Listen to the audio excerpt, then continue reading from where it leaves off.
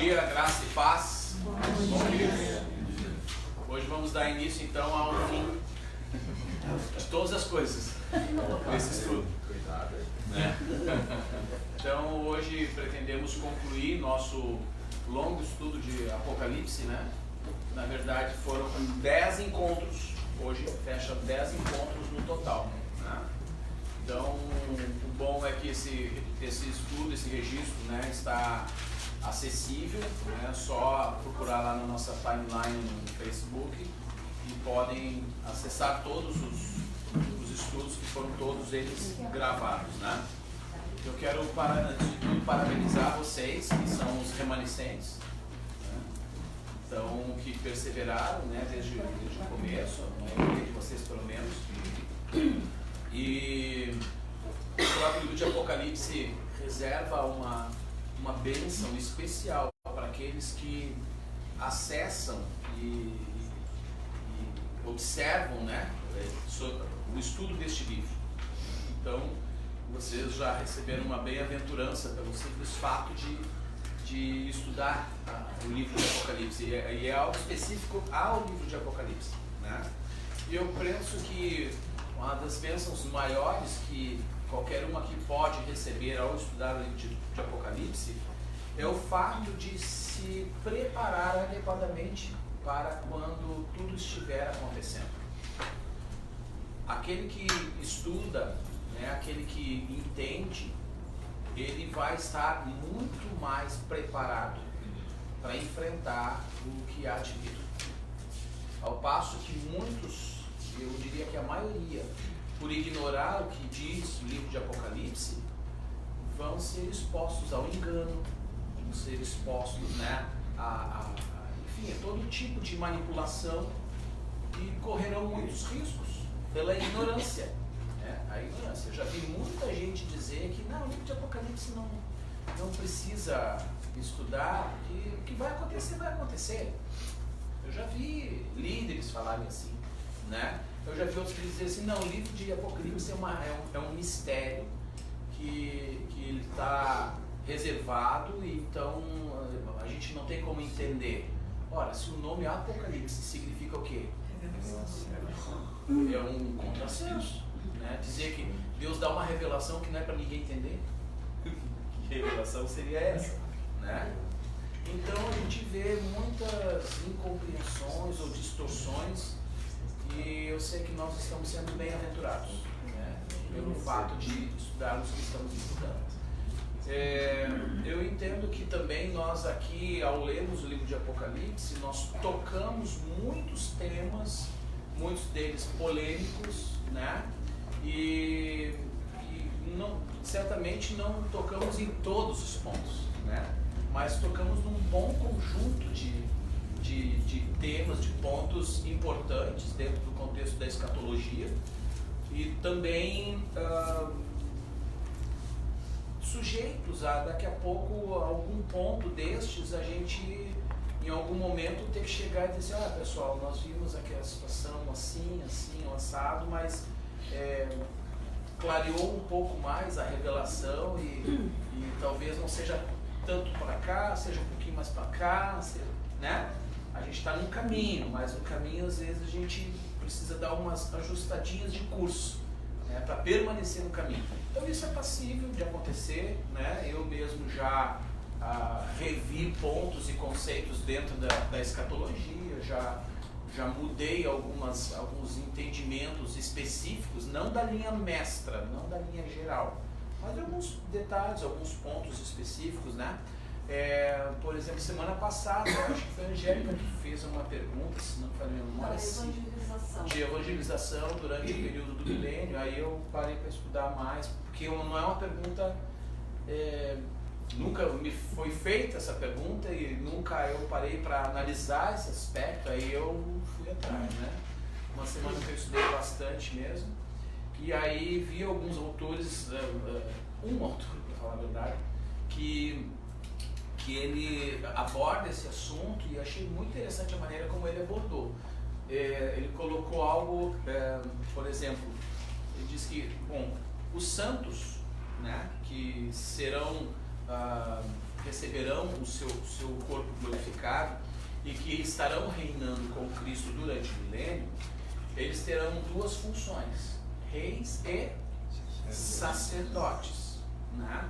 E nós vamos ter, para além dos santos atuando no período do milênio, nós vamos ter aqueles homens, né, daquelas nações que não se renderam a Cristo, não se converteram, digamos assim, mas que também não receberam a marca da besta e não se sujeitaram à marca da besta, e portanto não morrerão no dia, né, naquele período é um período de 30 dias. A volta de Cristo à Terra vai se dar ao longo de 30 dias, certo? Desde que ele começa a sua jornada, alguns equivocadamente dizem que ele vem ao Monte das Oliveiras. Não, ele termina essa peregrinação no Monte das Oliveiras. Ele começa lá do território de Edom, hoje na ponta da Jordânia, lá divisa com a Arábia Saudita, e ele vem subindo, entra pelo Vale do Armagedon, onde vai ter a maior concentração de população ali. Aí então vai em direção a Jerusalém e entra em Jerusalém pelo Monte das Oliveiras, né? E quando isso acontecer, eu já estou retomando os capítulos anteriores, né? Quando isso acontecer, então vai se fender o monte em duas partes e o povo de Deus, que vai estar meio que entrincheirado lá dentro, vai encontrar ali um caminho de escape. E aí o Senhor então, a convite da liderança da nação de Israel, ele estará assumindo o reinado, né? Jesus disse: vocês não me verão até que digam, bendito é o que vem em nome do Senhor. Baruch rabá beshem Adonai, né? Então o Senhor Jesus assume o trono em Israel por um reconhecimento. É quando então a nação de Israel, como nação, reconhece o senhorio de Cristo como Messias. Então isso vai acontecer. Agora, o que eu estava falando antes? Da evangelização. Isso. Eu quase não dormi à noite. Sério. Cheguei em casa de madrugada, estávamos numa festa de 15 anos. Chegamos em casa meio da madrugada e fomos deitar já tarde. E aí eram quase 4 horas da manhã. Me chamaram aqui que o alarme tinha disparado aqui. Aí vim pra cá. Aí depois para voltar para dormir de novo já e viramos a noite. Foi glória a Deus, né? Aí dá esses delayzinhos no cérebro, né? Mas sobre a evangelização, então, segundo esse autor, eu achei muito, muito interessante nesse exercício de sacerdócio sobre a terra, vai ter essa missão de apresentar a todos estes que estarão vivos, que não morrerão naquele grande dia, mas que não conhecem o Evangelho, não conhecem a palavra de Deus. Eles estão, imagina, de repente acontece todos esses episódios, mas ele não está diretamente comprometido, né? Ficou apartado dessa questão de não recebeu a marca. Houve, né, uma situação nacional, e isso vai dividir nações. Inclusive haverão nações que vão se opor, serão resistentes à questão da marca da besta, né? E outras que serão participativas desse processo. Então vai ter essa missão de ensinar, muito mais de ensinar a palavra, né, do Senhor, do que uma evangelização como a gente vê no caráter de hoje. Mas não deixa de ser uma evangelização. E também a missão de ensinar as gerações que vão nascer durante o milênio, né? Então muita gente vai nascer e eles vão precisar ser ensinados. Então, só dando um feedback um pouco mais detalhado, um pouquinho diferente do que eu falei semana passada, né? Digamos com um pouquinho mais de detalhamento, né? E é assim, toda vez que a gente se propõe a estudar alguma coisa, né, como essa, a gente vai garimpando algumas pérolas, né? Sim. Daquela pergunta que eu tinha feito, né, sobre os chamados, escolhidos e fiéis, aí eu cheguei, não sei, na minha concepção era, nós somos os chamados, a igreja gentílica, os escolhidos são os judeus e os fiéis seriam esses aí que não se corromperam com a marca da besta. Essa é a tua interpretação? É minha. É. Eu vi alguma coisa sobre também isso aí, sobretudo naquele texto diz: muitos serão chamados e poucos escolhidos. Aí um dos teólogos que eu acessei, ele coloca que os chamados, digamos assim, todos os que servem ao Senhor são chamados. Isso é a posição dele, não estou dizendo que eu assino embaixo, né? Mas aqueles que exercerão funções no milênio, né?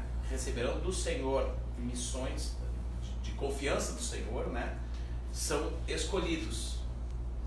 Então tem uma diferença, os chamados e escolhidos para essa finalidade, entende? Então é uma outra visão sobre o texto. Então alguns pontos ainda cabe mais aprofundamento.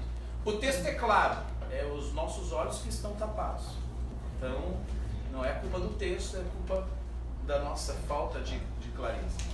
Mas à medida que nós estamos andando e nos familiarizando com o assunto, vai clareando mais, né? Nós não oramos ainda. Vamos fazer isso? Dois, por favor. Querido Deus, Pai amado, nós te louvamos e te agradecemos, Senhor, por mais um dia em nossas vidas. Deus, te pedimos, Senhor, que Tu esteja conosco neste momento, Senhor. Que Tu abençoe, Senhor, a vida do nosso pastor, Senhor, dando revelação, graça e sabedoria, Deus. E que, Senhor, nossos corações, nossas mentes possam sair daqui, Senhor, cheios, Senhor, do conhecimento, Senhor, da Tua graça que vem dos céus, Pai. Nós te louvamos e te agradecemos por essa oportunidade em nossas vidas, Pai.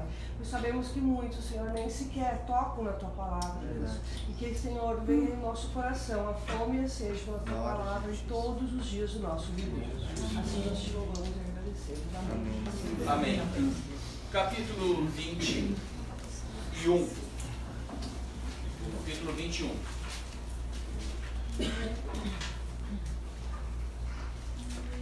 Então, só para relembrar, nós já, até o capítulo 20, nós já passamos então pelo período do arrebatamento, da grande tribulação, passamos pelo arrebatamento, passamos por todo o milênio. Lembrem que o arrebatamento não é um conceito de ser tomado para ir morar no céu. Isso é um grande erro, um grande equívoco, e eu sei que muitos que talvez estejam fora assistam essa minha fala assim, isoladamente, vão se escandalizar e vão me chamar de herege. Nós estamos acostumados. Então não tem problema, né? Mas é o encontro com o Senhor nos ares para estabelecer o reinado, né? Reinado milenar. Satanás é aprisionado nesse período. A besta e o falso profeta já são lançados no lago de fogo e enxofre. Passa por 1000 anos, né? E aí nós vamos nos deparar com o dia do juízo, né? Quando Satanás é solto novamente, seduz novamente uma multidão, né? O texto fala lá como a areia da praia, né? Muita gente se enreda, se envolve nesse discurso. Os santos que estarão reinando com Cristo já estão salvos, né? Eles já não vão ter esse tipo de problema. Isso vai ser uma depuração daqueles que viveram ao longo do milênio, que nasceram durante o milênio, que não passaram pela primeira ressurreição, né? Então, no final dos 1000 anos, Satanás é solto, seduz esse povo, aí vem o Senhor Jesus novamente, né? E extermina, né? Vem o dia do juízo ali e extermina com todos esses e são lançados aí Satanás, junto com aqueles que receberam a marca da besta e que não se renderam ao senhorio de Cristo. Todos esses são lançados no lago que arde fogo e enxofre. E aí entra o capítulo 21, certo? E diz lá: vi no céu a nova terra, pois o primeiro céu e a primeira terra passaram e o mar já não existe. Uau, só esse versículo está muito bom para mim, tá? Por 2 vezes nós vamos ver a expressão da Nova Jerusalém que desce. E conectado dentro do próprio livro de Apocalipse, nós vamos ver que isso dá em 2 estágios, certo? O primeiro estágio da Nova Jerusalém que desce, ela não toca a terra, ok? Ela não toca a terra, ela fica nos ares. E no período do milênio, é essa perspectiva dessa Nova Jerusalém que vem dos céus. João fala no começo do livro de Apocalipse, um detalhe que nós passamos meio que corrido e não abordamos essa perspectiva. Ele tem a visão da cidade que vem e se aproxima. Essa conexão da Nova Jerusalém, que está sobre os céus, e a Jerusalém física de hoje, ok? Haverá uma, digamos assim, uma interconexão no período do milênio, tá? Onde, por exemplo, a Jerusalém física, ela é um território de aproximadamente 5 km². 5 km². É a Jerusalém que nós conhecemos lá, certo? Então, nessa Jerusalém, que é a Jerusalém do período do milênio, é essa Jerusalém física, certo? Está lá. O anticristo vai ter construído o 3º templo, sim ou não? Sim. Vai. É nessa Jerusalém física. No entanto, quando o Senhor Jesus volta e assume, ele reconstrói, uma reformulação do templo nos moldes do comando dele. Então é como se fosse um quarto templo, porque o texto profético fala que ele fará essa obra, né? Então tem o templo a serviço do anticristo e depois vai ter o templo que vai servir ao Messias efetivamente, tá? Só que nessa Jerusalém que vem dos céus, ela é um pouquinho maior e ela tem um formato diferenciado. Ela tem a mesma medida na largura, no comprimento e na altura. Interessante, a gente não costuma calcular a cidade na medida da sua altura, né? Então vamos lá. Qual é o comprimento dessa cidade? 5 quilômetros. Da Nova Jerusalém que desce dos céus? 5 km² são a Jerusalém física, tá? Mas pode ser 2 por 1 e pouco, que 2, não sei, para chegar a 5, 2 por 2 dá 4. A dimensão ela pode ser O cálculo 2,5 em Apocalipse é na medida de estádios. Não é côvado, é em estádios. É outra medida. Calculando em metros, essa cidade tem entre 2.200 e 2.500 quilômetros.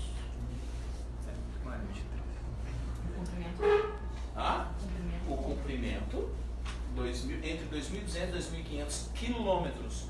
Você vai daqui até onde com 2.200 quilômetros? São Paulo é 1.000, daqui a São Paulo é 1.200. Mato Grosso, acho. Mato Grosso do Sul, Goiás. É metade do Brasil, Metade. ok? Metade do Brasil. Estou falando de uma cidade. Essa é a distância no comprimento. Essa é a mesma distância na largura. E o detalhe, e na altura. Uma cidade. Na vigília eu comentei, tive o privilégio de sobrevoar. Quando eu fui para o Nepal, eu sobrevoei o Monte Everest. Passamos por cima dele, filmei ele e tal. E de fato, uma montanha que se destaca entre as outras montanhas, né?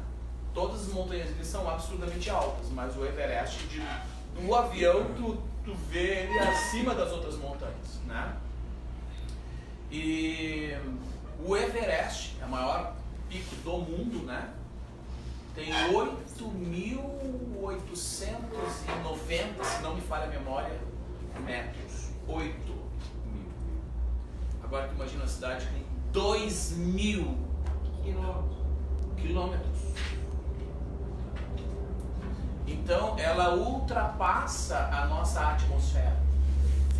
A nossa atmosfera vai, se não me falha a memória, agora eu não vou dar esse dado porque eu vou me equivocar com certeza. Mas eu já vi esse dado em algum lugar. Mas, ou seja, nós estamos falando de uma outra dimensão. Estamos falando de uma outra realidade que nós desconhecemos. O texto está falando de Nova Jerusalém e ele vai falar de novos céus. É uma nova realidade. Só que, como eu disse, no primeiro estágio, ela não toca a terra, ela fica suspensa. E os textos proféticos vão falar sobre o Messias no período do milênio. Jesus disse assim: todo poder me foi dado aonde? Nos céus e na terra. É muito interessante porque há um trono do Messias na terra, na Jerusalém física, mas aonde Jesus está agora? Aonde? Num trono. Então há um trono nessa Jerusalém celestial, ok? Que é dele, e vários textos vão mostrar isso. E segundo as profecias, essa Jerusalém que está nos céus, junto com essa Jerusalém física, haverá então um momento onde o Senhor Jesus é o rei nos dois tronos, onde se cumpre plenamente essa autoridade de reinado dele sobre céus e terra. Isso é no milênio? Já no milênio.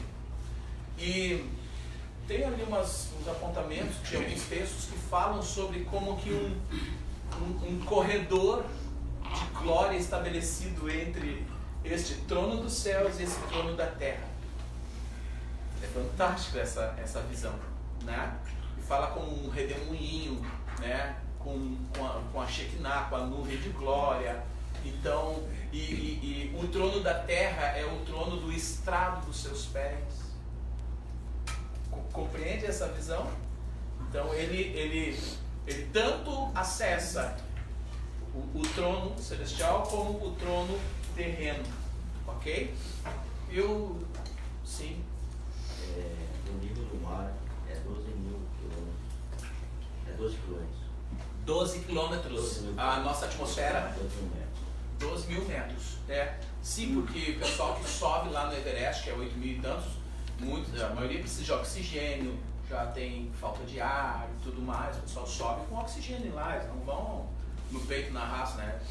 Pelo menos alguma coisa que eu vi sobre isso. Então, percebam que é um novo tudo aqui, né? Todavia, está falando do período do milênio. E assim, alguns detalhes, assim, né? Chegou-me um material muito rico, o pastor Wilson, né? Alguns aqui conhecem, que é um estudioso fantástico das escrituras, né? Conversando com ele e tal, sobre escatologia. E aí ele disse: eu vou te mandar um material. Ele me mandou um livro, né? E eu fiquei muito feliz. O livro de quase 400 páginas, né? E muito feliz porque tudo que nós trouxemos aqui para vocês no livro, ele bate assim muito precisamente, sabe? Nos detalhes. Mas o livro ele traz ainda muito outros detalhes, né? E tudo com os textos correspondentes. Eu terminei de ler esse livro ontem. E um detalhe que eu achei interessante, né, sobre essa questão de reinado. Então tem uma profecia em que, por exemplo, Davi reinaria sobre Israel. E a gente sempre fez uma associação que Jesus, por ser o descendente de Davi e tudo mais, aí ele vai mostrar nos textos bíblicos que no período do milênio, quem vai ser o rei de Israel, governar a nação, o Senhor Jesus vai ser o rei dos reis. Israel vai ser uma nação de um protagonismo fundamental para todas as nações, mas que quem vai estar governando a nação específica de Israel será o próprio rei Davi. Imagina né? E aí ele traz os textos que mostram essa profecia. É que nós temos assim, uma tendência no que diz respeito a textos escatológicos, a gente tem uma tendência a atribuir linguagem simbólica. A gente tem uma tendência a atribuir linguagem figurada. E não, a maior parte dos textos são literais. Literais. Só é simbólico quando o próprio texto fala que é um símbolo.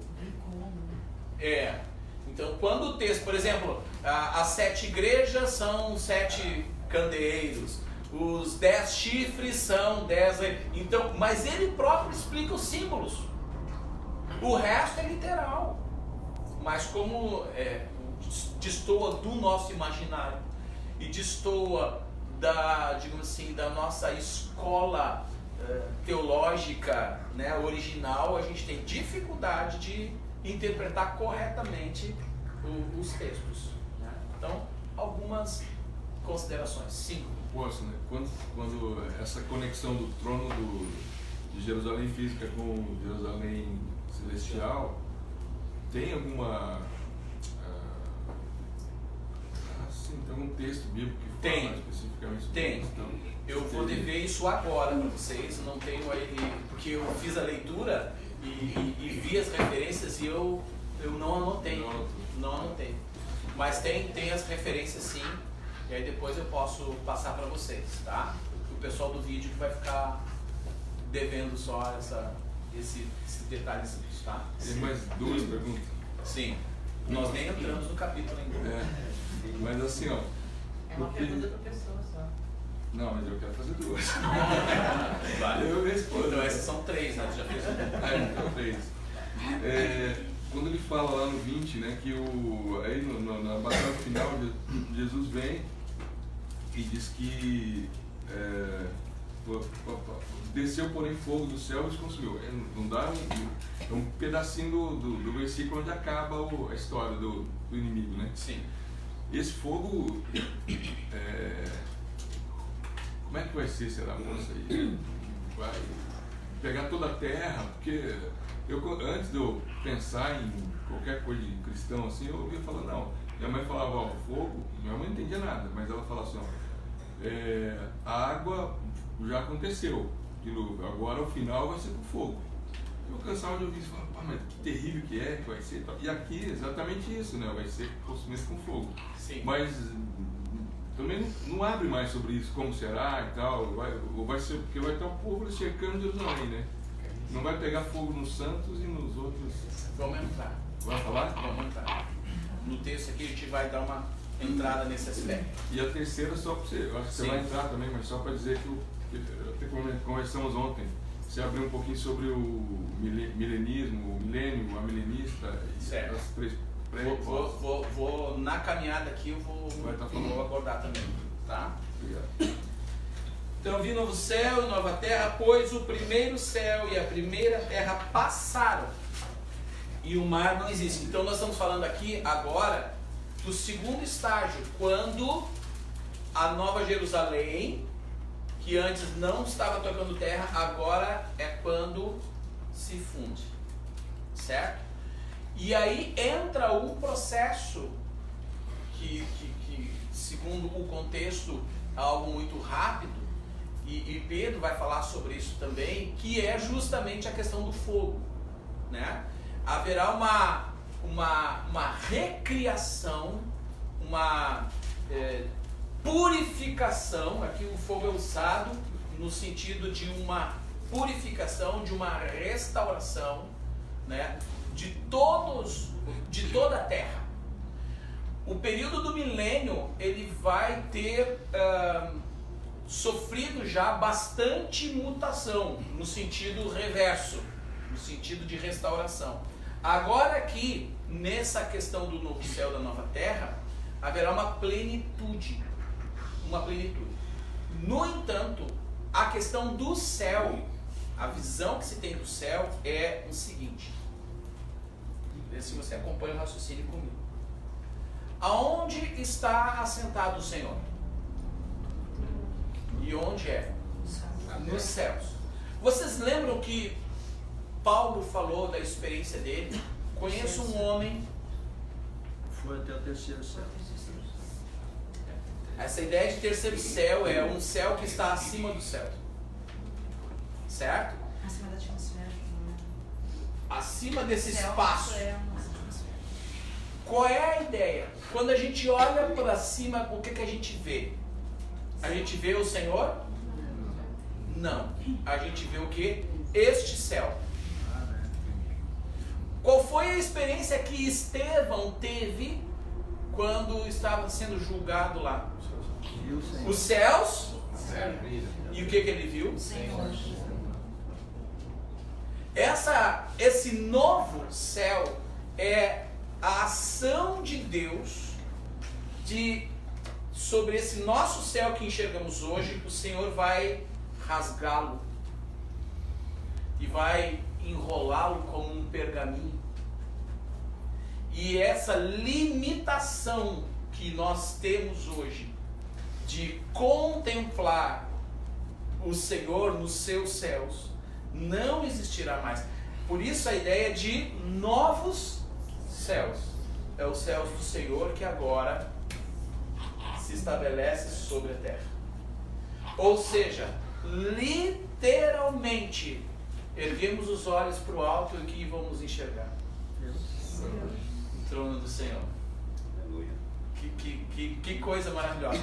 Diz que nesse novo céus nós não vamos ter mais o quê? Dor, né? Tristeza, lágrimas. Nos céus não vamos ter o quê? Estrela. Estrela. Não vamos ter o quê? Sol. Não vamos ter lua. Não são mais necessários. Não existe mais. Não haverá noite. Por que não haverá noite? É a glória do Senhor. O que é a palavra glória? Luz, brilho. É a glória de Deus que vai iluminar e aquecer a terra. É o novo céu. O homem ainda não provou disso. Certo? Então as profecias vão mostrar essa realidade. Então lá no fim, depois do juízo final, é que essa verdade vai se estabelecer. E ela vai se estabelecer de que forma? A nova Jerusalém vindo dos céus e revestindo a terra, então, nesse formato. Perfeito? Imagine a cena. Que tremendo. Né? Apóstolo, daí, na Nova Jerusalém, vamos morar nela com o Senhor Jesus, nosso Senhor Deus vai ficar lá. Isso. O Pai. E não teremos acesso a Ele diretamente. Teremos esse acesso, porque nós não vamos mais estar na limitação do corpo físico. O nosso corpo vai estar revestido de glória. Como é que foi a experiência do Senhor Jesus após a ressurreição? Ele estava limitado às estruturas físicas da terra? Não. Ele cruza uma parede.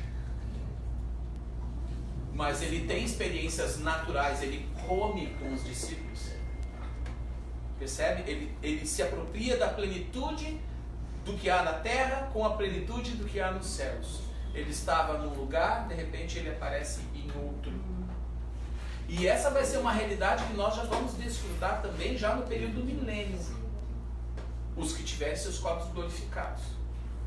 Por isso, segundo esse autor que eu estudei, terminei de estudar ontem, achei muito interessante que ele colocou algumas perspectivas. Por exemplo, no momento em que nós nos tornamos reis e sacerdotes sobre toda a terra, mas também a promessa de que nós seremos cidadãos desse reinado. Então, ele coloca assim, como por exemplo, nós temos os deputados que estão lá em Brasília, certo? Estão em Brasília, mas eles atuam sobre qual estado? O seu próprio estado, mas estão com residência em Brasília. Então, mais ou menos, nós teríamos essa funcionalidade enquanto reis ou sacerdotes. Nossa residência lá, mas com atuação aqui. Só que esse deslocamento não é mais na condição física que vivemos hoje, né? E nós temos referências bíblicas que viabilizam essas possibilidades. Filipe, certo? Filipe. Então notem que Deus já nos deixou pistas ao longo dos textos bíblicos a respeito de realidades futuras e que o homem teve lampejos dessas realidades ao longo da história. E estão registradas para que a gente possa, né, olhar para o futuro e ver a plenitude que será a nossa realidade. E as pessoas físicas, elas saberão de todas essas coisas e mesmo Conviverão. Mesmo assim se corromperão. Mesmo assim. Não todas, né? Não, claro. Mas muitas. um bom número. Vão sim. Não. Porque, interessante essa colocação. As pessoas se acostumam com o que é bom. As pessoas se acostumam com o que é bom e isso não significa que automaticamente, porque elas estão vendo o Senhor, porque está tudo fantástico, que elas não se corrompem. Olha o que fez Adão. Entendeu? Né? O próprio Lúcifer, né, que virou Satanás. Então há essa realidade, tá? E eu só li um versículo. Aposto. E o mar.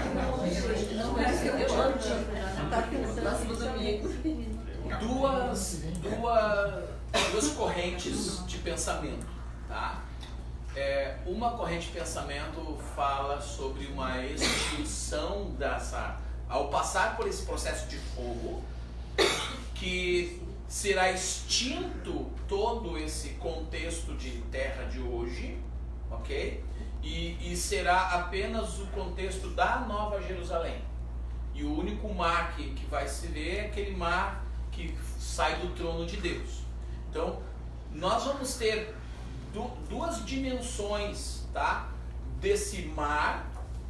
No período do milênio, nós vamos ter esse rio, ele é trazido como um rio que sai do trono de Deus, tá, e vai até lá o Mar Morto, contexto físico de hoje. Mas nós vamos ter uma réplica, uma reprodução na Nova Jerusalém Celestial. Também um rio de vida, que em outra palavra é tratado como um mar, não necessariamente talvez de água salgada, né, mas cristalino como vidro ou cristal e tal. Também tem. Então tem o trono que é embaixo e em cima, e nós temos a árvore da vida, que também vai ter réplica, né, reprodução, tanto na física como na celestial. Então essas figuras elas recorrem nos dois espaços. Então uma visão, um pensamento diz que esse mar que nós temos hoje, ou essa estrutura de natureza que temos hoje, vai ser completamente mudada e haverá uma plenitude sim, mas no formato exclusivo dessa Nova Jerusalém. Uma corrente. A outra corrente de pensamento fala sobre essa terra como ela está, porém após esse processo que ele chama de fogo, uma restauração completa, né? Uma restauração completa com essa colocação, né, da Nova Jerusalém sobre essa terra. Duas vertentes de pensamento, as duas bem, digamos assim, boas sustentações. Qual é a minha? Ainda não sei. Mas eu não entendi. Qualquer uma das duas é boa para mim. Tu disse que o trono ficaria e outra o trono desce. É isso a diferença? Basicamente, uma corrente, a Jerusalém ficaria nessa conexão. Não, no período do milênio é uma estrutura. Isso. Pós-milênio é outra estrutura. É no pós-milênio que vai se dar o processo, então, de purificação de todas as coisas pela terra. É quando os céus vão se rasgar, certo? Vão se rasgar. É quando essa imagem plena do Senhor se estabelece sobre nós. E ela desce. E aí sim. E aí funde Aí, o isso. espiritual com o físico. E aí não vai ter mais. Não há mais distinção. Aí a plenitude de tudo. Tá? Aí não tem mais doença, não tem mais nada. Não tem mais morte. Não tem nada. mais pranto, não tem mais dor, não tem mais morte, vencida foi a morte. Não tem escuridão. Não tem mais noite, não, porque a noite é símbolo de discípulos da humanidade, né? E do indivíduo, né? Enfim, não tem mais tempo cronológico. O Cronos desaparece, né? O tempo cronológico desaparece. Mas aí, pô, em relação ao que você falou das duas correntes, uma, eu entendi bem, uma é que vai sair água do trono e Uma corrente é que o que será é apenas a Nova Jerusalém, nessa dimensão de 2000 e tantos quilômetros e tal, que isso será um planeta, vamos dizer assim, Você vai existir, ok? né? O resto desaparece, é consumido pelo fogo e o que fica é essa nova cidade, tá? já estabelecida, né? Estabelecida, ok? Estabelecida. Planeta. Essa é uma vertente. A outra vertente é que esse fogo é um fogo de purificação. Não, mas eu digo mar. No mesmo contexto. No mesmo contexto. Numa ideia, o mar, ele tem um mar de vidro e tal, né? Naqueles que pensam na Jerusalém, apenas a Nova Jerusalém sobre a terra, vamos dizer então que as novas águas seriam essas que saem do trono de Deus e tudo mais, o resto não tem mais, entendeu? Seria consumido, né? É por isso que ele diz ali, esses céus não tem, nem esse mar não tem mais, tá? É nessa corrente. Na outra corrente vai dizer que os céus que nós vemos hoje vai ser mudado por esse novo céus, ok? E o mar também, o mar que temos hoje será purificado, restaurado, é uma nova realidade, tá? Depois de uma restauração completa. Eu só estou fazendo essa pergunta porque ele diz aqui que o mar já não existirá. O primeiro versículo do 21. Né? Sim. Então, bom, mas como é que tem baleia, tem peixe, tem golfinho e tal? Deus vai acabar com essas coisas? Pois então, as duas correntes vão oscilar por conta desses raciocínios, entendeu? Porque é como se esses elementos da criação fossem condenados, né? Fossem destruídos por não... eu estou apresentando, são correntes distintas de pensamento, tá? Eu sou mais inclinado, tá? Eu, Levi, mais inclinado, mas ainda não bati martelo, sobre essa ideia de que essa terra não me parece muito lógico os elementos da criação que tem vida, especialmente o que tem vida, ser extinto, né? Ser extinguido. Não me faz muito mais, como eu disse. A gente às vezes tem algumas coisas que a gente escreve a lápis para poder depois corrigir. Mesmo porque, né, apóstolo, o ser humano será glorificado, os animais não, então como que eles vão ter, né? Vão matar os peixes depois. Os animais Ok? não. Romanos fala de toda a criação, espera, a glória, A manifestação, né? da glória de Deus. Há uma ardente expectativa, né? Vamos sair do verso 1? Verso 2. Era para eu estar terminando o capítulo. Ele que sabe, né? Amém. Pessoal, comigo aqui. Ó, vamos lá.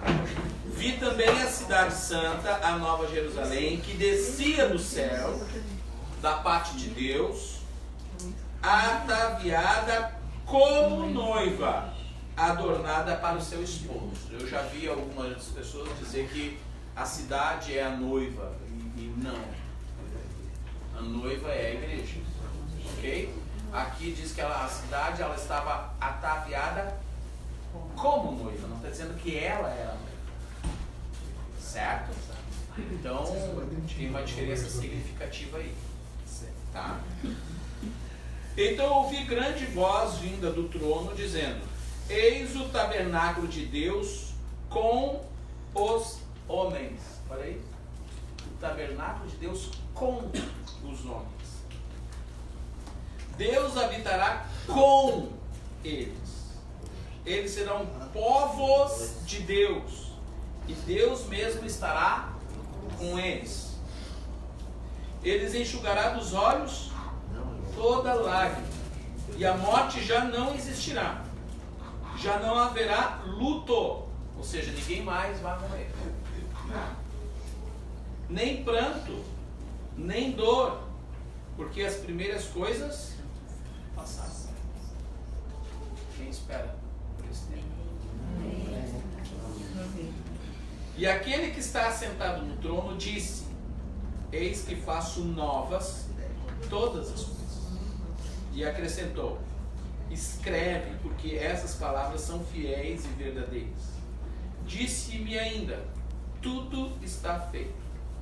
Eu sou o Alfa e o Ômega, o princípio e o fim. O fim aqui tem que se compreender, porque às vezes você fala fim, pensa, tem uma ideia de que não tem mais nada, né? Fim. Não.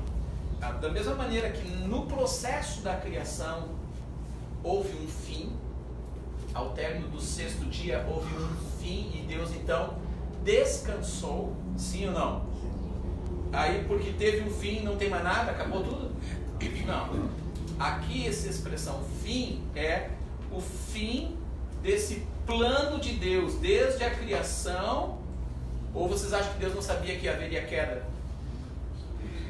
Desde a criação, contemplando a queda, contemplando a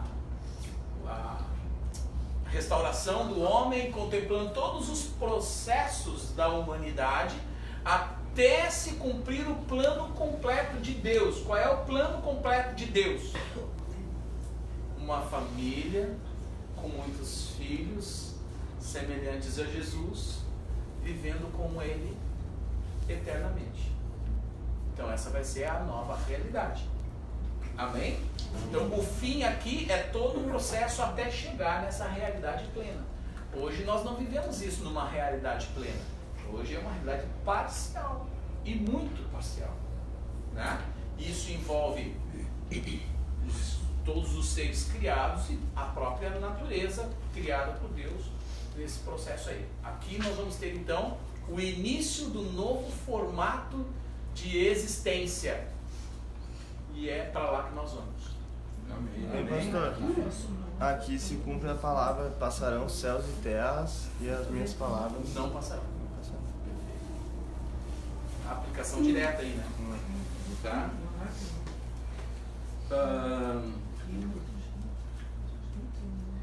Eu, a quem tem sede, darei de graça da fonte da água da vida. Olha que interessante, né? Fonte da água da vida. Então tem uma aplicação literal disso, né? Ela já foi trazida como simbólica, mas aqui já está em condição literal, né? O vencedor herdará estas coisas, e eu lhe serei Deus, e ele me será filho. Quanto, porém, aos covardes. Por que ele fala covardes? Em que situação ele está se referindo aqui a covardes? Tem outra versão que diz tímidos. Tímidos. Por que ele fala isso? Por causa da intimidação, né? Da perseguição. Aqueles que negarem meu nome, eu os negarei. Aqueles que por medo, aqueles que se intimidaram diante da perseguição, dos riscos, né? E que amaram mais a sua própria vida, cai nessa sentença agora aqui. Covardes, aos incrédulos, né? Ou seja, o camarada viu, ouviu e tal, e o coração não se rendeu, ele não creu. Incrédulos. Aos abomináveis, aos assassinos, aos impuros, aos feiticeiros, aos idólatras. Tem alguma novidade aqui de que Deus não tivesse alertado desde o começo? Tudo coisa que o Senhor lá, desde os 10 mandamentos, já tinha falado claramente, sim. Os abomináveis. Os abomináveis se refere qual é a faixa? Promotores de abominações. Nas escrituras vai ter na Torá vai ter uma lista de práticas que Deus as considera abomináveis.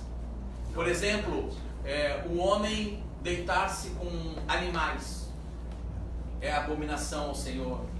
Entendeu? Incesto é abominação ao Senhor. Desprezível. Né? Então vai ter uma série de listas que já desde a Torá já alertava que essas práticas eram abominações. Então aqui elas vão se O manifestar. próprio divórcio também, Deus abomina. Aí é um estudo à parte. não vou entrar no mérito da questão, né? Tá? Mas o que mais? E todos os mentirosos.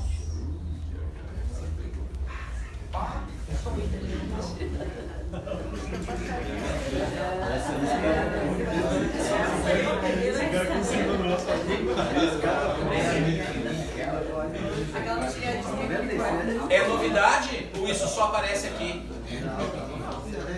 O Senhor já tinha advertido antes que aqueles que amam e praticam a mentira. Tá, mas aí eu vou perguntar para vocês. E Raabe? Ela falou a verdade ou ela mentiu? Ela mentiu. E aí? Ela foi condenada ou premiada por ter mentido? Premiada. Como é que fica? Até que ela aceitou. Ah?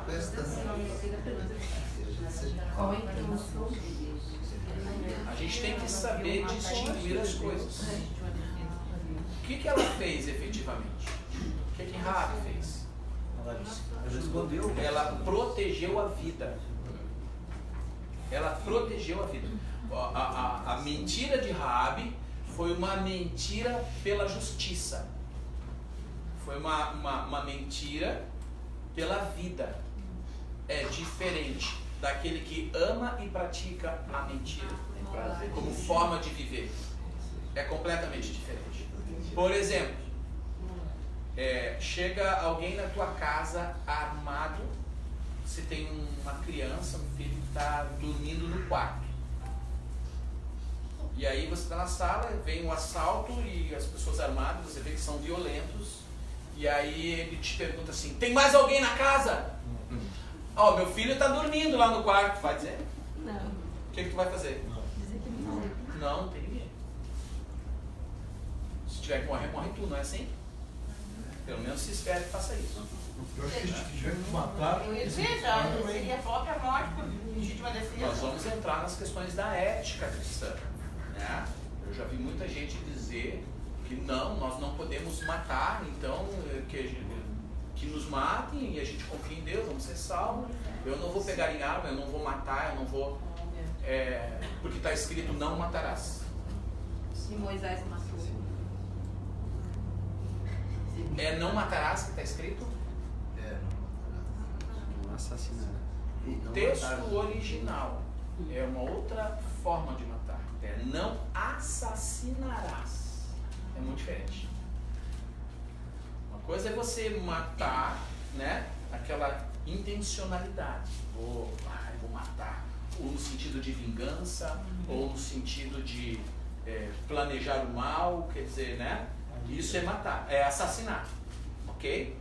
A Torá prevê, por exemplo, se alguém entrar na tua casa, um malfeitor entrar na tua casa, você podia matar ele e você não era sentenciado. Agora, se ele viesse na tua casa, causasse o mal, seja qual for o mal, e aí clareou o dia, virou o outro dia, e aí você está no encalço do bandido, você podia matar? Não. Por quê? É flagrante. Porque aí seria vingança. Aí entra em assassinato. Você já saiu do calor da defesa e você saiu no encalço da perseguição no contexto de vingança. Aí já caracteriza assassinato. Ah, mas então o camarada fica impune? Não. A justiça, ele tem que ser entregue à justiça. E a justiça executa, se for o caso, até a pena de morte. No contexto da Torá. Tinha um espaço, né, que era separado para essas pessoas se... A cidade de refúgio. Mas a cidade de refúgio ela só era utilizada em caso de a pessoa matar alguém sem intenção. Foi um acidente. Entendeu? Então ele tinha cidade de refúgio. Percebe como a Torá é perfeita? Ela é perfeita, ela aponta tudo. E aqui em Apocalipse a gente vai ver a conexão dos ensinos do Senhor. E Deus fazendo a justiça. Não há nada de novidade, já estava tudo previsto, antecipado, falado. Nada de novidade. Amém? Os mentirosos, a parte que lhes caberá será o lago que arde em fogo e enxofre, a saber, a segunda morte. Ok? Então, a primeira morte é essa morte natural que a gente tem até que o Senhor volte. A segunda morte é essa sentença sobre aqueles que já morreram até, né? Essa sentença que o leva ao lago de fogo e enxofre, né? Se encontrar com os amiguinhos e tudo lá. Então veio um dos 7 anjos que tem as 7 taças cheias dos últimos 7 flagelos e falou comigo dizendo: vem, mostrar-te-ei a noiva, a esposa do cordeiro. E me transportou em espírito até uma grande e elevada montanha e me mostrou a santa cidade, Jerusalém, que descia do céu da parte de Deus. Interessante, né? Percebe que ela estava descendo ainda, né? Ou seja, antes ela já era vista, já estava descendo. Agora ela continua nesse processo de descida. A qual tem a glória de Deus. O seu fulgor era semelhante a uma pedra preciosíssima, como pedra de jaspe cristalino.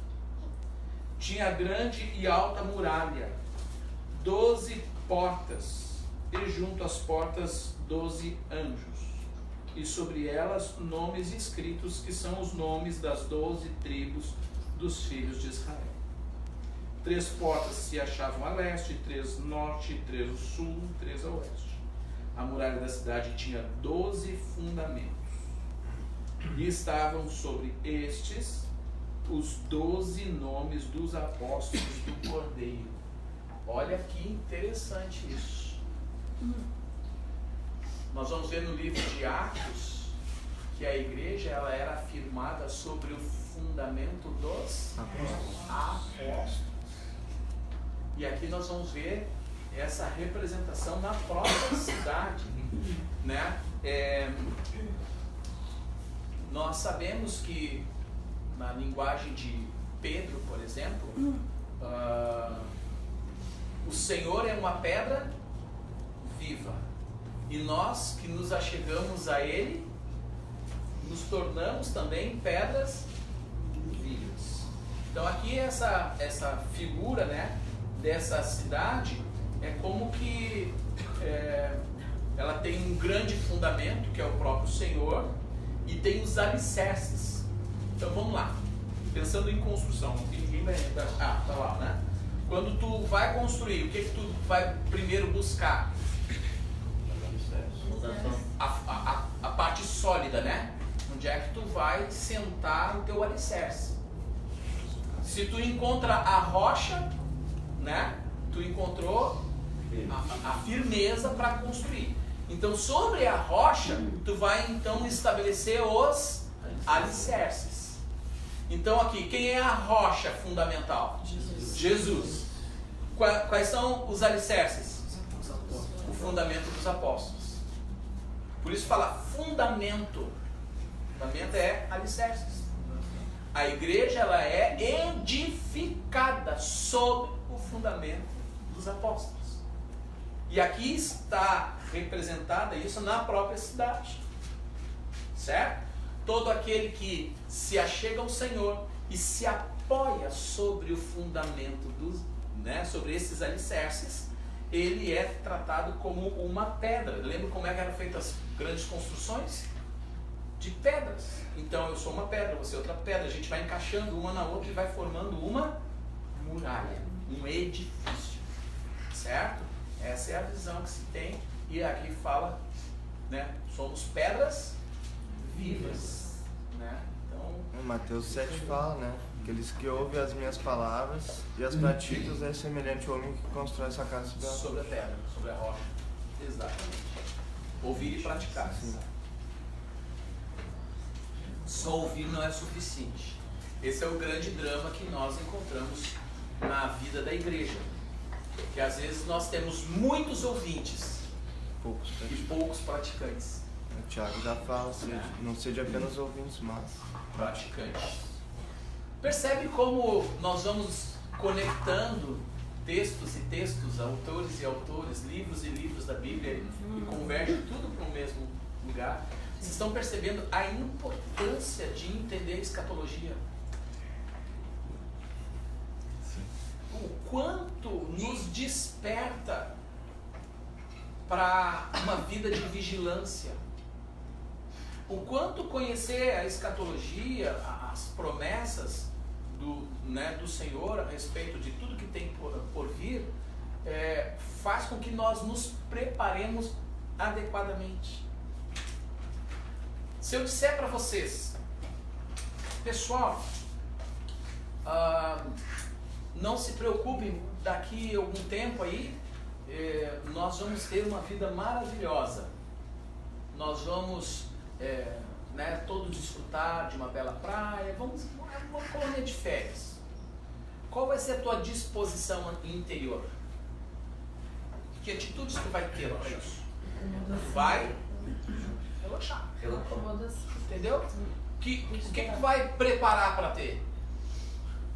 Cadeira de praia, né? Protetor solar, uma redinha. Perfeito? Agora, se eu chegar e disser para você assim, pessoal, é o seguinte, ó. Vem guerra pela frente, nós vamos entrar num período de guerra. Tu vai te preocupar com o protetorzinho solar? Com a cadeirinha de praia? Que atitude tu vai ter? Vocês estão entendendo? O conhecimento da verdade liberta e te aponta que tipo de postura tu deve ter na vida. Então, quando eu digo para vocês, vai ser assim, vai ser guerra. Você vai fazer estoque de alimento, você vai aprender a mexer numa arma. Vai ou não vai? Né? Se possível, vai ter a tua, né? Tu vai te preparar para a guerra. Você vai, sei lá, cavar um esconderijo. Vai ter atitudes para a guerra. Qual é o problema da igreja no século XXI? É que a mensagem que tem sido passada ao povo é de love. Entendeu? Deus é bom, né? A super graça. Prosperidade. Prosperidade. Olha, o plano de Deus é que você seja multimilionário. Feliz. Você é dono de tudo que tem nessa terra. Você é filho do rei. Pipapapi, pipapá. E aí as pessoas vão preparando a vida para quê? Para férias. E vão achando que Deus é esse comprometido com o nosso bem-estar. Ele tem uma... É daí que vem as ideias. Você tem que determinar. Tem um nojo. Misericórdia. Me dá um mal-estar quando eu vejo esses camaradas.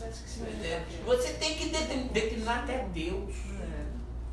Gente, tem que ser preso um louco desses. Tem que ser... Se não se converter de verdade, vai ser preso. E para sempre. Num lugar bem quentinho. Entendeu? Porque isso é uma heresia absurda. Dá choque. Não. A palavra do Senhor Jesus é vigiai. Por que se vigia? Eu vou pra praia, eu vou vigiar porque eu vou de férias. É isso? Vigiai. Por quê? Porque a coisa vai ser pancada. Porém, quem for fiel e perseverar até o fim, vai receber tudo isso, essas promessas que aqui estão asseguradas. E o tempo do nosso sofrimento, o tempo dessa perseguição, de tribulação, é que o apóstolo Paulo diz, olha, nem se compara. Nem se compara as nossas leves e momentâneas tribulações com o eterno peso de glória que nos está reservado. Nem olhos viram, nem ouvidos ouviram, nem jamais subiu ao coração do homem o que Deus tem preparado para aqueles que o amam. Quando falamos isso, esses pregadores falsos, de um falso evangelho, de um evangelho bem baratinho, eles conectam esse texto para essa era. Não, Deus tem preparado coisas maravilhosas para você, né? Um carrão top, uma mansão fantástica, vida maravilhosa. É isso? Tu nem viu ainda o que Deus tem preparado para ti. Ah, gente, isso angustia, isso dá tristeza. E muitos estão no caminho de morte, perecendo por causa desse falso ensino. Nossa mensagem tem que ser outra. Vai na contramão dos prazeres humanos. Vai na contramão daquilo que a gente mais ouve por aí. E isso faz com que Deus deixe de ser bom? Qual é o argumento dessas pessoas? Não, mas Deus é bom, capaz que vai deixar a gente ficar exposto a esse tipo de coisa. Ora, Deus sempre foi bom, sim ou não? Sim. Como é que morreram os apóstolos? Como é que morreu Jesus? Como morreu o nosso Senhor? E toda geração de mártires, e mártires até o dia de hoje, por causa de Cristo. Então Deus só é bom para uns e para outros não? Deus só é bom para nós que vivemos aqui num país que não tem perseguição, que a vida é boa, que papi, papapá, e Deus não está nem aí para aqueles outros que estão lá no meio da fogueira, literalmente. Não. Descontextualização do Evangelho. Esse é um outro Evangelho que está sendo pregado. É o resultado do ensino dos falsos mestres. A Bíblia diz, acautelai-vos dos falsos mestres, falsos ensinadores, que te levam, né? Diz que nos últimos dias os homens sentiriam coceira no ouvido para não ouvir a verdade. Essa palavra que eu estou dizendo, ela é gostosa de ouvir? Não é. Então assim, ó, não quero ouvir isso. Eu quero ouvir o quê? Vida boa. Olha as promessas que Deus tem para ti e traz esse conjunto de promessas para esse presente viver. Não, as promessas de Deus estão reservadas, sim, e elas são fiéis e verdadeiras, mas para o porvir.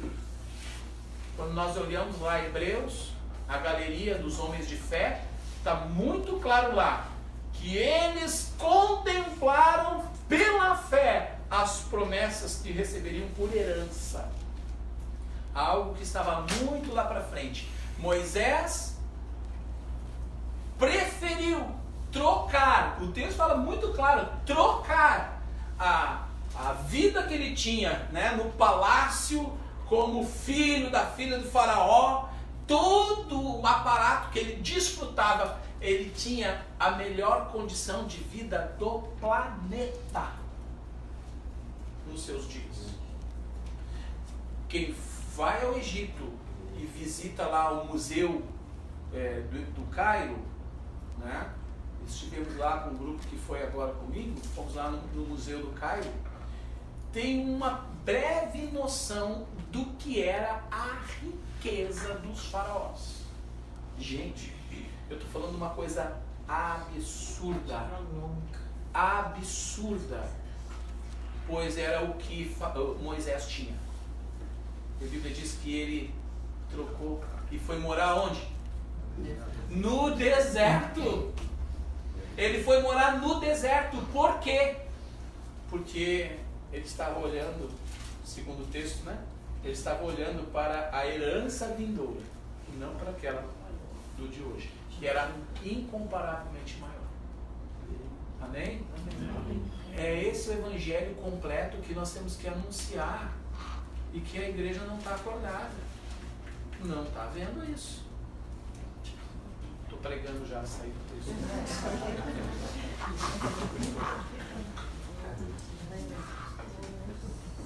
Onde é que eu parei? Agora vai de 15. Aquele que falava comigo tinha por medida uma vara de ouro para medir a cidade, as suas portas e a sua muralha. A cidade é quadrangular, nada a ver com a denominação. De comprimento e largura iguais, e mediu a cidade com a vara até 12.000 estádios. É onde faz aquela conversão da medida, dá aquela quilometragem que eu falei para vocês. O seu comprimento e largura e altura são iguais. Mediu também a sua muralha, 144 côvados, aí muda. 65. Isso, tá? O côvado, tá? Para quem não sabe, é a medida daqui até o cotovelo, certo? Esse é um côvado. Então, obviamente é uma medida imprecisa, porque cada um tem um côvado, né? Mas é uma forma de... Tem uns covadinhos, né? Uns covadinhos e uns covadão, né? Meu polegar. Então tem... Mas assim, regra-se em torno de 50 centímetros o côvado. Então, para medida de aproximação, tá? Então, pega essa medida ali, divide por 2, vai dar a medida aproximada, certo? Mediu também as muralhas, verso 18. A estrutura da muralha é de jaspe, também a cidade é de ouro puro, semelhante a vidro limpo. Os fundamentos da muralha da cidade estão adornados de toda espécie de pedras preciosas. O primeiro fundamento de jaspe, o segundo de safira, o terceiro de calcedônia,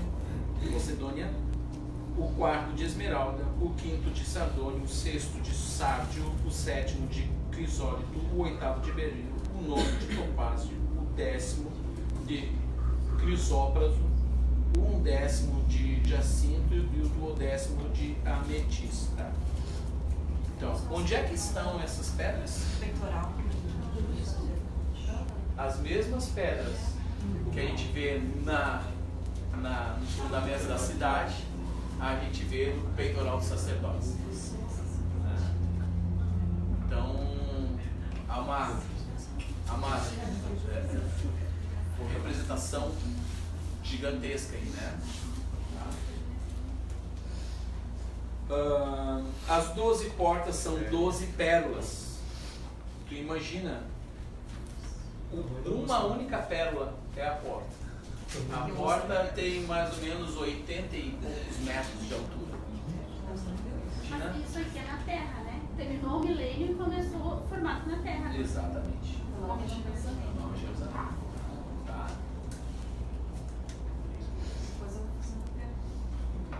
De uma só pérola. A praça da cidade é de ouro puro, como vidro transparente. Nela não vi santuário, porque o seu santuário é o Senhor. Note que não há templo, santuário aqui é a figura de templo. Então o templo já não precisa mais, porque o templo era uma estrutura para a manifestação da presença de Deus. Agora é a plenitude da presença de Deus. Então não há mais nada que separe, afaste, né? Contemplação. Diz que é o tabernáculo descendo, né? Sim. Não vi santuário, porque o seu santuário é o Senhor, o Deus Todo-Poderoso e o Cordeiro. A cidade não precisa nem do sol, nem da lua para lhe darem claridade, pois a glória de Deus a iluminou. E o Cordeiro é a sua lâmpada. As nações andarão mediante a sua luz, e os reis da terra lhe trazem a sua glória. As suas portas nunca jamais se fecharão de dia, porque nela não haverá noite.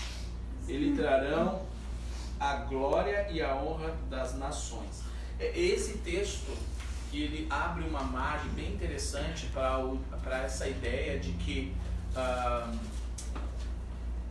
a terra como um todo, certo? A terra como um todo, e aqui nós temos essa Nova Jerusalém. Quem são os habitantes da Nova Jerusalém? Né? Os santos que reinaram com Cristo, habitantes da Nova Jerusalém, certo? E ele nota que o texto abre a ideia de que existem ainda nações. Certo? Era isso que eu estava antes, não quis perguntar para não atrapalhar, mas então, a gente não cabe. É por esse texto que essa corrente teológica diz que não é só a Nova Jerusalém. O planeta Terra também tem a sua expressão, e só que redimido. Mas são nações, né? E aqui diz aqui que então as nações virão e a cidade tem portas. Tem portas, ou seja, se não tivesse outro contexto para além da cidade, para que porta? A porta é um lugar de acesso. São essas as reflexões. Então esse texto nos leva a interpretar e a compreender essa realidade. Imagina o planeta. Então nós temos uma cidade central do planeta que tem essas características que o mundo ainda não viu, nem olho viu, nem ouvido ouviu, entendeu? E os habitantes, os moradores dessa cidade são os santos que reinaram com Cristo, ali será. As outras nações agora convertidas ao Senhor, né?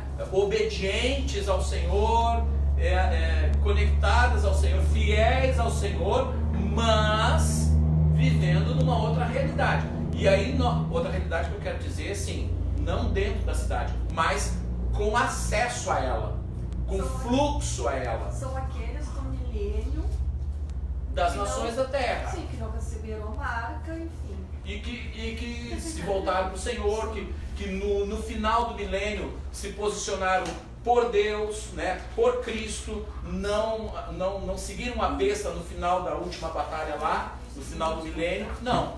Então continuam no contexto das nações fiéis a Deus, né, amados do Senhor, mas e nós vamos perceber nas Escrituras há uma diferença de galardão, né, de reconhecimento da parte de Deus, né?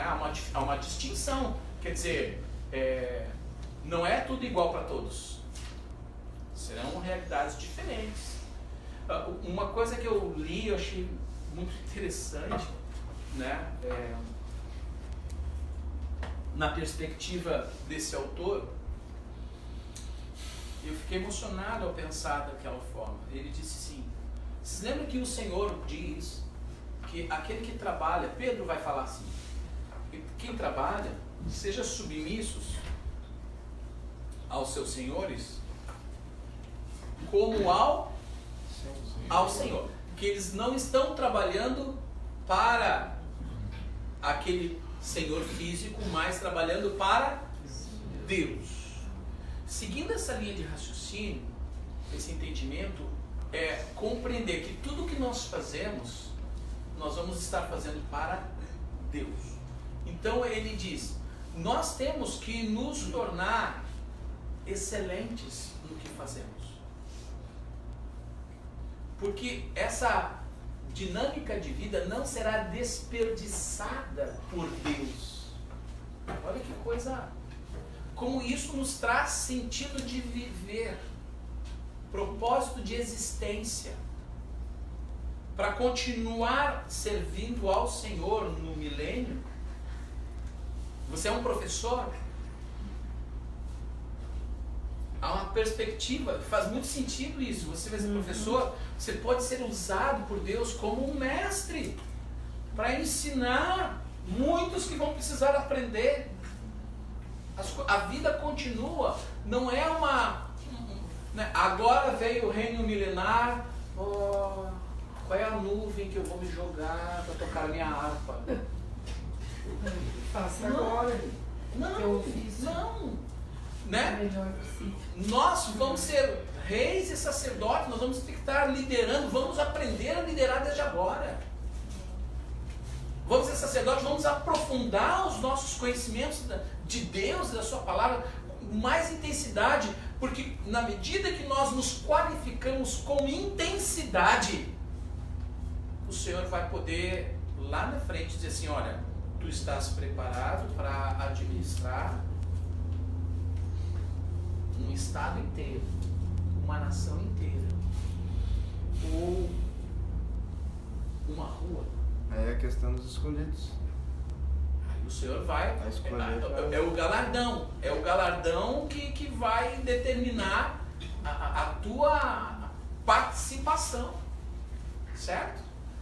Então, se eu busco a me qualificar desde agora, pensando lá na frente, não é eu vou buscar me qualificar para ganhar bastante dinheiro. Não, meu objetivo, eu vou estudar muito para ganhar bastante dinheiro. Tá, tudo bem, tu pode. Agora, eu vou buscar me qualificar ao máximo para que o Senhor me use no propósito eterno. Tem uma perspectiva de vida diferente? Sim.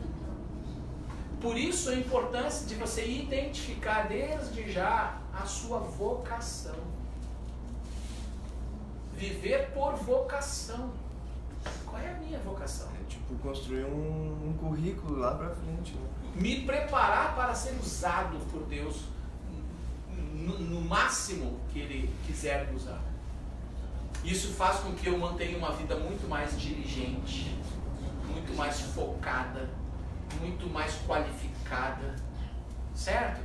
Eu não vou buscar, não, eu quero trabalhar até os 42, 44, para me aposentar, para botar pijaminha e ficar recebendo um salário todo mês. Tá errado isso? Não, tá errado. O problema é você botar o pijaminha. Tu até pode te aposentar e ganhar o teu salário todo mês, mas não bota pijaminha. Entendeu? Vá produzir pro reino. Vá te qualificar mais. Vá te preparar. Por quê? Porque um dia o Senhor vai usar tudo isso. Amém? A gente rompe com os limites desta vida.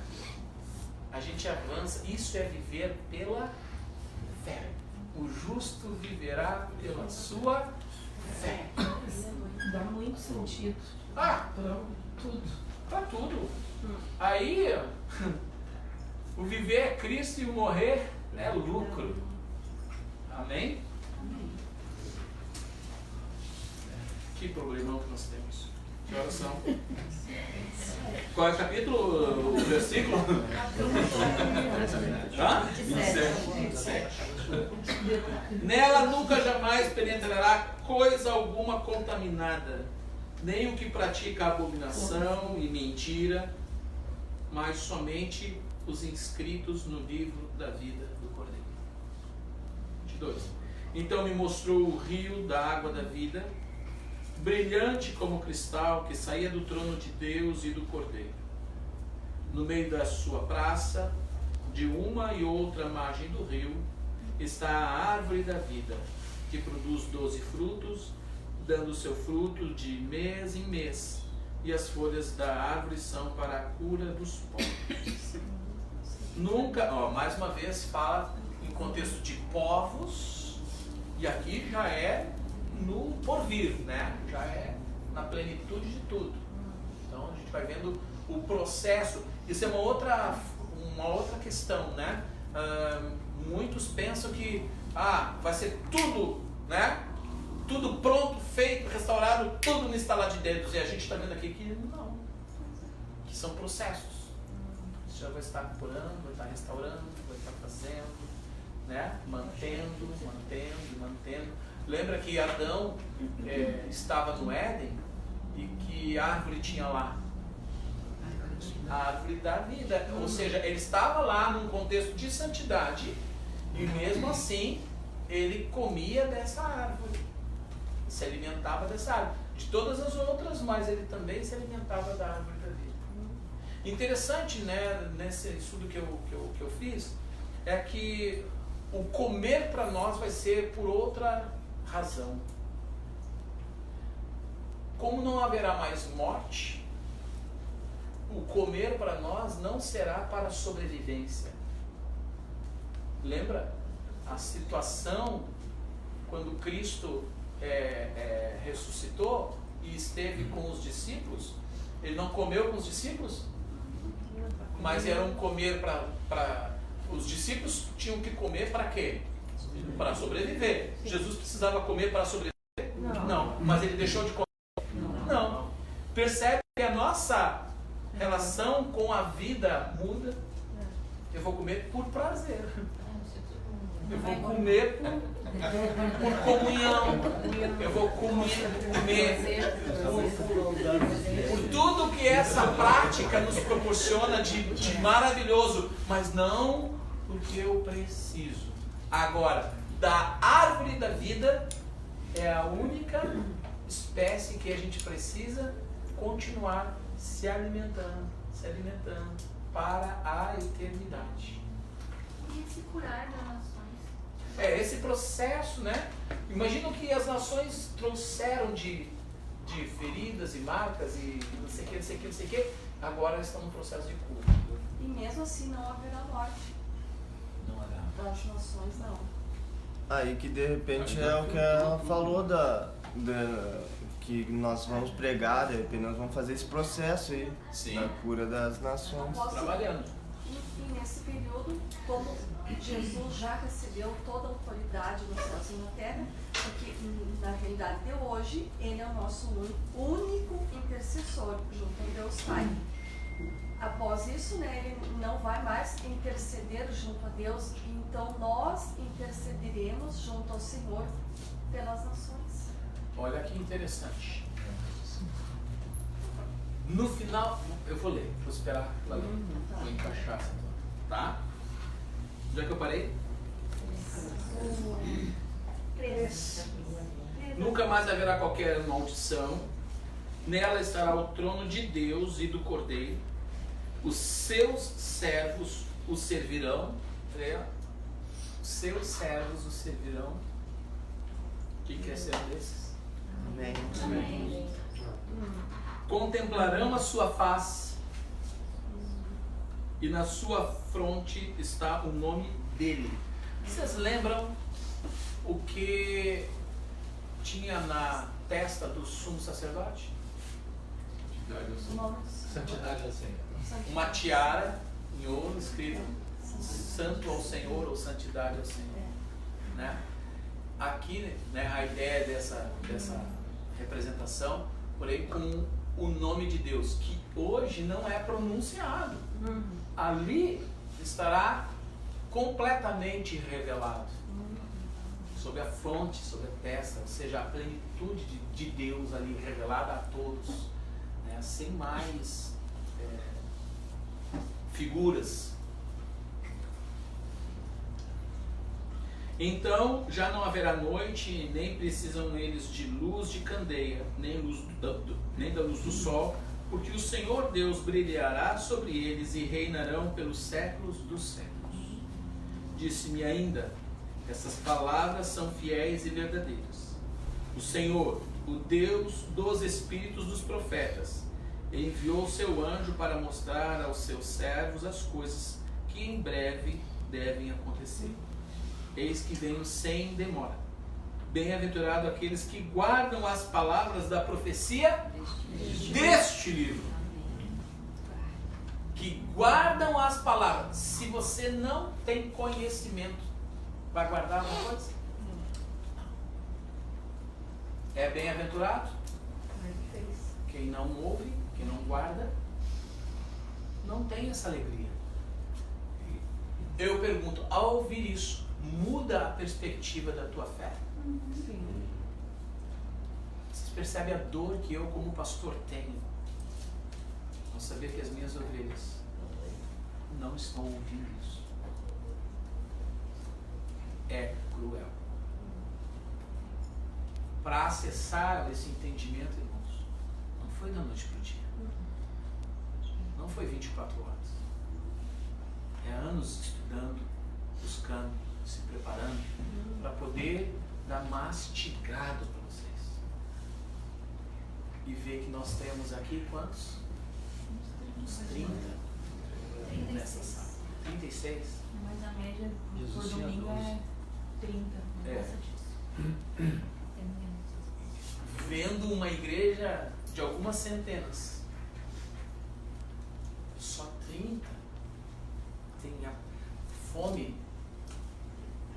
É por isso que a palavra diz que são poucos. É poucos. Sempre diz que são poucos. E A gente... Aquela, quando se refere à luz, que não vai ter dia e noite, na escola, uma vez falou que quando Adão e Eva se viram da luz, que perderam o brilho. Então seria como voltar à época antes do pecado. Perfeito. Exatamente. Plenitude. Que era a ideia de Deus, né? Que fosse tudo. Nosso corpo glorificado. Eles tinham e perderam. Eles tinham e perderam. E agora nos será entregue novamente. Amém? Amém. Daí eu falei? Por que eu sempre me perco na linha do... É um probleminha extra que eu tenho, né? Pode ser. Eu, João, sou quem ouviu e viu essas coisas. E quando as ouvi e vi, prostrei-me ante os pés do anjo que me mostrou essas coisas para adorá-lo. Olha que coisa, que interessante isso. Se perdeu, né? Duas vezes João teve essa iniciativa, né?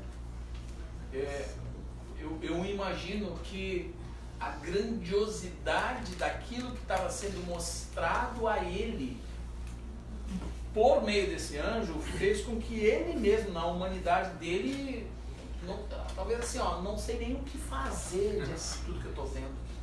O cara, ele cai, ele se prostra, aí vem a reação. Então ele me disse, vê, não faças isso, eu sou conservo teu, dos teus irmãos, dos profetas e dos que guardam as palavras desse livro. Adore a Deus. Vamos se centrar, não fica embebecido, né?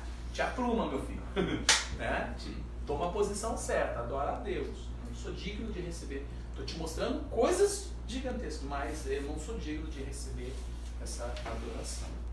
Disse-me ainda, não cedes as palavras da profecia deste livro, porque o tempo está próximo. A ideia é que não cede, não feche, né? Deixa aberto, né? Quando tu sela, o que tu faz quando tu sela um livro? Tu impede o acesso das pessoas a ler o que tem dentro, ou compreender o que tem dentro. Então, não sela, deixa aberto, ou seja, por isso é revelação. Apocalipse é revelação, né? Continue o injusto fazendo injustiça, continue o mundo ainda sendo imundo, o justo continue na prática da justiça, e o santo continue a santificar. E eis que venho sem demora, e comigo está o galardão que tenho para retribuir a cada um segundo as suas obras. Ele vai falar do galardão. Vai falar assim, olha, cada um vai receber a sua parte. Nós temos 70, 80, 90 anos que Deus nos dá para preparar isso. Você tem uma margem de tempo para condicionar a sua vida ao que ela vai desfrutar na eternidade. Você tem a opção de simplesmente se satisfazer pelo fato da salvação. Estou salvo, ou seja, eu não vou perecer lá no lago de fogo e enxofre, porque o elemento singular da salvação é a graça, é a fé em Cristo Jesus. Não são as nossas obras em si que determinarão nossa salvação, é a nossa fé. Porém, perspectiva de vida eterna, a forma como você conduz esse seu tempo de 70, 80, 90, talvez agora um pouco mais, né? 100. Isso é que vai ser determinante para tudo que será a tua eternidade. E essa vai ser a medida. Se você buscou intensamente cumprir propósito, se qualificar, servir o Senhor, fazer as suas obras de justiça, as obras de justiça, né? E tudo mais, você, né, buscou, aí você vai ter a sua recompensa. Caso contrário, fique apenas no limite mínimo. Como que passado pelo fogo, segundo as palavras de Paulo aos Coríntios, né? Foi salvo, mas assim, passado pelo fogo. Pela misericórdia de Deus. Alguém quer estar nessa qualificação assim? Eu acho que Deus está nos dando a oportunidade de entrar por uma qualificação maior. Glória a Deus. Amém? Estarmos aqui é Deus dizendo, eu estou te dando chance. Eu estou te oportunizando. Agora, o que você vai fazer com esse conhecimento? Você pode tomar esse conhecimento e apenas ter como informação na sua mente, né? Eu já sabia.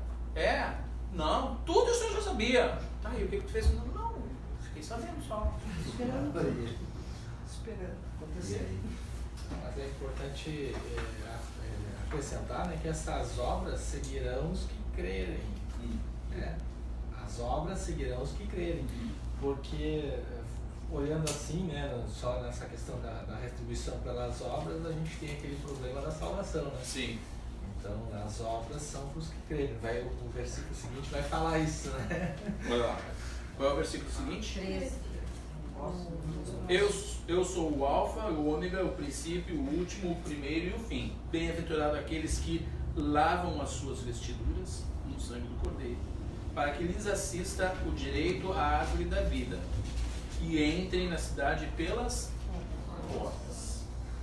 Fora ficam os cães, os feiticeiros, os impuros, os assassinos, os idólatras e todo aquele que ama e pratica mentira. De novo, vai bater nos mentirosos. Eu, Jesus, enviei o meu anjo para vos testificar essas coisas às igrejas. Eu sou a raiz e a geração de Davi, a brilhante estrela da manhã. Olha que interessante, né? Brilhante estrela. O sol é o quê? Uma estrela. O que ilumina a terra hoje? O sol, uma estrela. Aqui ele está dizendo, confirmando, eu sou essa estrela. O Espírito e a noiva dizem, vem. Aquele que ouve, diga, vem. Então diga, vem. Aquele que tem sede, vem. E quem quiser receber de graça a água da vida. Eu, a todo aquele que ouve as palavras da profecia deste livro, testifico. Se alguém lhes fizer qualquer acréscimo, Deus lhe acrescentará os flagelos escritos nesse livro. E se alguém tirar qualquer coisa das palavras do livro dessa profecia, Deus tirará a sua parte da árvore da vida, da cidade santa e das coisas que se acham escritas neste livro. Aquele que dá testemunho dessas coisas diz, certamente vem sem demora. Amém. Vem, Senhor Jesus. Amém. A graça do Senhor seja com todos. Amém. Não terminamos. Hoje ainda tem aquela dúvida de Deus Pai, Deus Filho e Deus Espírito Santo. Né? Quando nós estivermos reinando no milênio, nós vamos ir diretamente a Deus. É isso? Único. Essa é uma teologia. Essa é a teologia da Trindade. Altamente polêmica. Certo? Eu acho complicado entrar na explanação dessa teologia hoje aqui, nesse contexto aberto,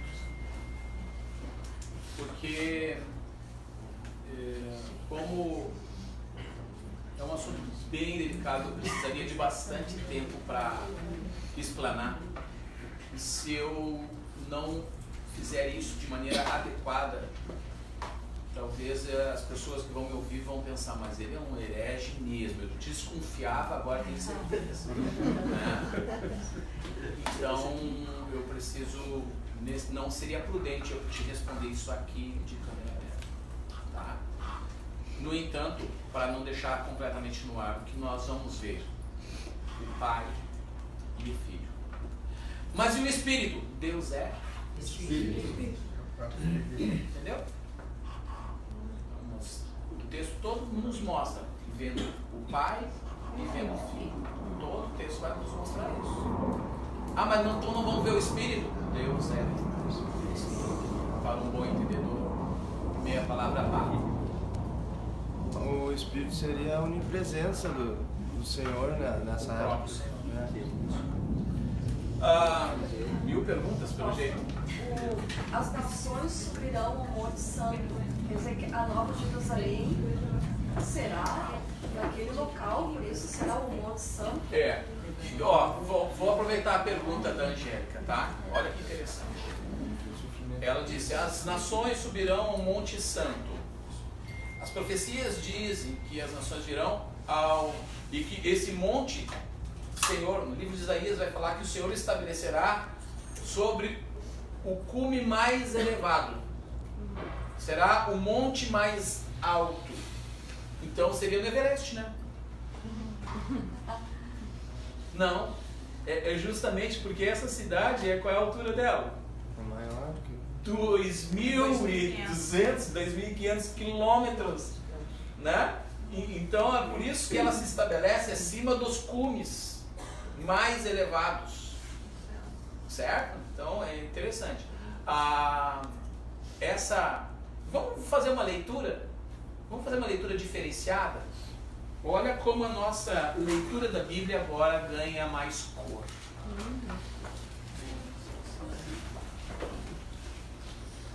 Salmo capítulo 2. Olha como vai ganhar cor esse texto. Vou ler. Salmo 2. Olha lá. Preste atenção na leitura, tá? Por que se enfurecem os gentios e os povos imaginam coisas vãs? Os reis da terra se levantam e os príncipes conspiram contra o Senhor e contra o seu ungido, dizendo: rompamos os seus laços e sacudamos de nós as suas algemas. Então, as nações dizendo: vamos nos libertar desse reinado. E o reinado de quem aqui? Do ungido.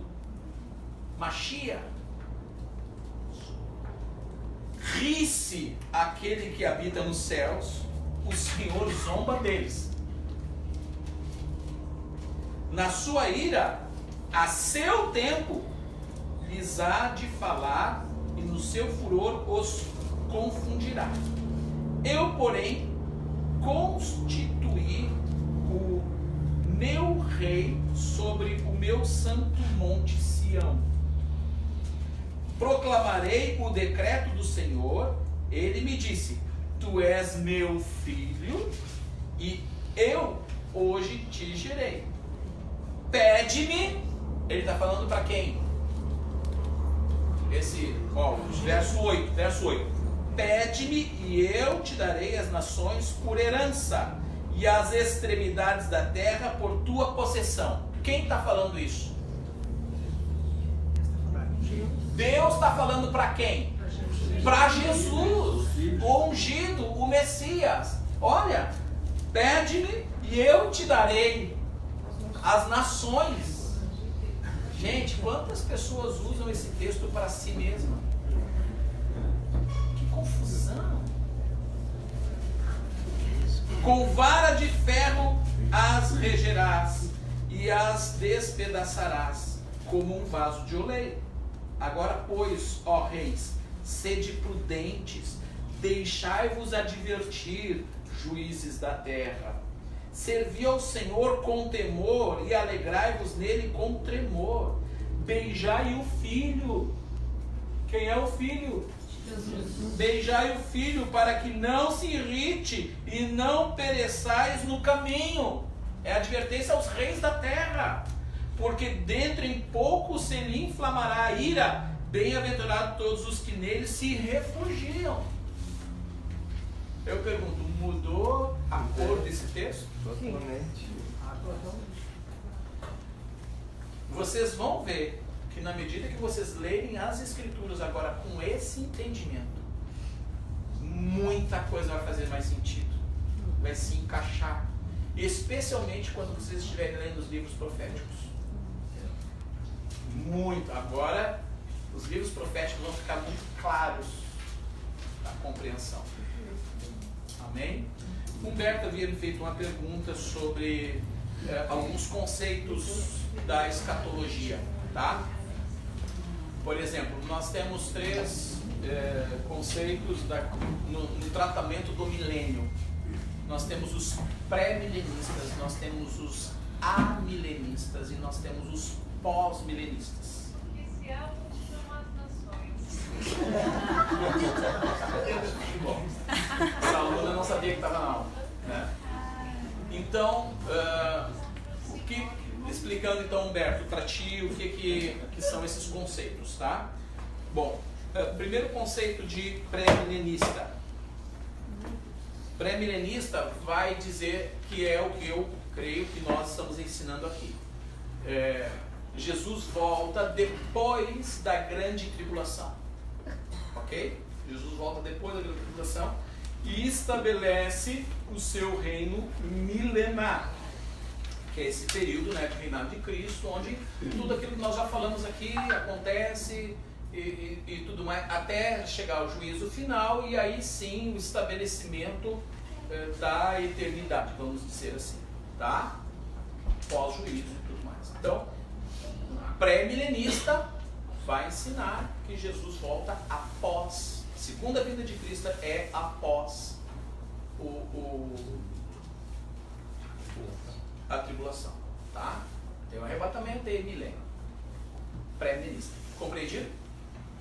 Nós temos uma outra corrente teológica que vai falar dos pós-milenistas. Qual é a ideia, né, dos pós-milenistas? Os pós-milenistas vão dizer o seguinte, que o milênio vai ter tribulação e tudo mais, mas o milênio ele vai ser não vai ter a presença de Cristo. Cristo não vai estar aqui na terra. A presença dele vai se dar pela igreja. A igreja atuando sobre a terra, trazendo a justiça de Deus sobre a terra, não na presença física de Cristo. Cristo permanece com o Pai.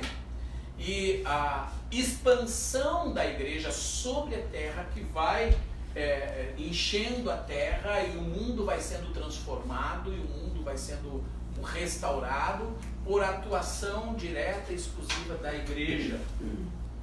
Compreenderam? Esses são os pós-milenistas. E no final desse período de 1000 anos, onde então a igreja vai ter avançado na sua expressão em todas as áreas da vida e da sociedade, então Cristo estabelece o seu reinado eterno por essa condição, certo? Esse é o conceito do pós-milenista. Apóstolo, mas aí o que determina o início desse milênio? A igreja não vai ter a questão da tribulação. Aí ele fala da tribulação, ok? Vai ter a tribulação, depois a igreja... Depois começa o exercício, a igreja soberana e tal, sobre a terra. Tá? Esses são os pós-milenistas. O que vem a ser o conceito dos amilenistas? Eu vou ler porque é um conceito um pouco mais chatinho, tá? Eu não tenho anotado aqui. Tá? Amilenismo. Uma posição da escatologia. Historicamente, os amilenistas vem a ressurreição dos santos como sendo apenas espiritual, ou seja, o novo nascimento. Para eles não tem a ideia da ressurreição. O novo nascimento, ou seja, eu estava morto e aí eu nasci de novo, né? Então seria essa a ideia da ressurreição para eles. O milênio como sendo apenas o reinado de Deus no coração da igreja. Eles ainda acreditam que o milênio iniciou-se na primeira vinda de Jesus e que continua por toda a era da igreja. Hoje, muitos interpretam a primeira ressurreição como a entrada dos santos martirizados na vida do estado intermediário e ainda acreditam que o milênio é o reinado dos mortos em Cristo no céu juntamente com Ele. Entenderam? Então há um paralelo entre o que acontece aqui, né? O nascer de novo, né? E depois que morre, aí vai com o Senhor. Isso seria a condição de milênio para eles. Tá? Vai pro céu. De acordo com essa visão, estamos vivendo atualmente durante o período do milênio e da tribulação ao mesmo tempo, para os amilenistas. Os eventos descritos no discurso do Monte das Oliveiras, Mateus 24, Lucas 21. E a maioria do livro do Apocalipse são vistos como já ocorridos ou são de natureza simbólica e não são interpretados de forma literal. Esta visão foi popularizada por Agostinho, o bispo de Hipona, na Argélia, que viveu entre 354 e 430 depois de Cristo. Entenderam?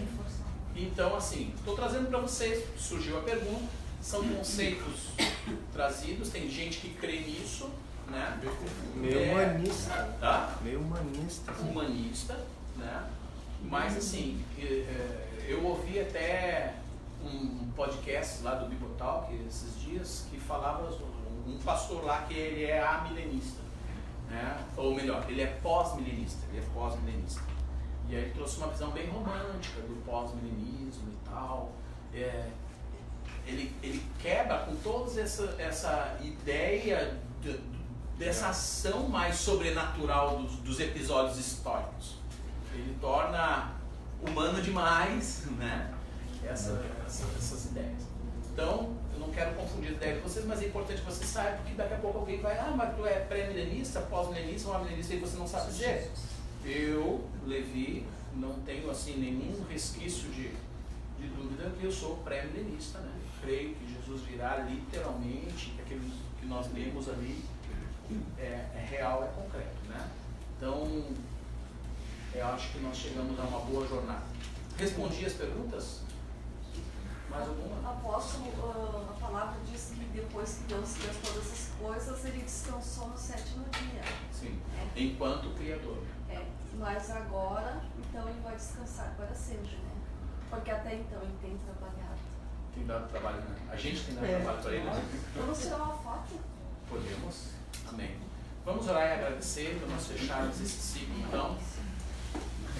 Pastor Roberto, pode orar, irmão. Pai, nós somos gratos, mas muito gratos mesmo, Pai. A tua misericórdia, a tua graça vai muito além daquilo que nós pensamos ou pedimos. E quando a gente ainda está fazendo o pensamento, tu já tem a resposta pronta, tu já tem, Senhor Deus, nós podemos ver o teu cuidado, podemos ver o teu amor, Senhor, com a tua igreja, com os teus filhos.